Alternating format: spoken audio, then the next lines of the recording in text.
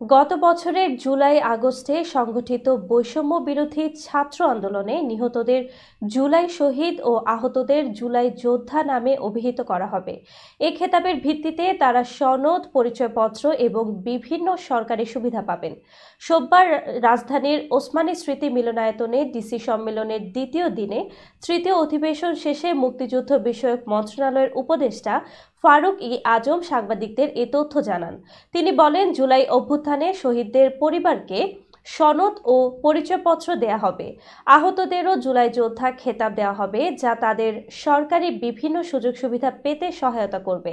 সরকার চলতি সপ্তাহেই জুলাই অধিদপ্তর গঠন করতে যাচ্ছে বলে জানান তিনি। ইতোমধ্যে এ সংক্রান্ত নীতিমালাও তৈরি হয়েছে।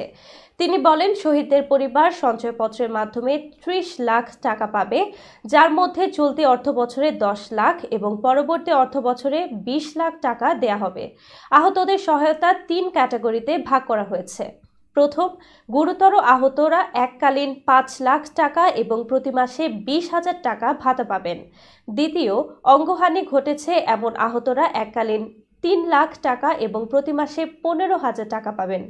তৃতীয়, সামান্য আহতরা কোনো ভাতা পাবেন না, তবে চাকরিসহ পুনর্বাসনে অগ্রাধিকার পাবেন। এছাড়া আহতদের প্রশিক্ষণ, সরকারি ও বেসরকারি চাকরিতে অগ্রাধিকার ভিত্তিতে নিয়োগ এবং কর্মসংস্থানের ব্যবস্থা করা হবে বলে জানান উপদেষ্টা।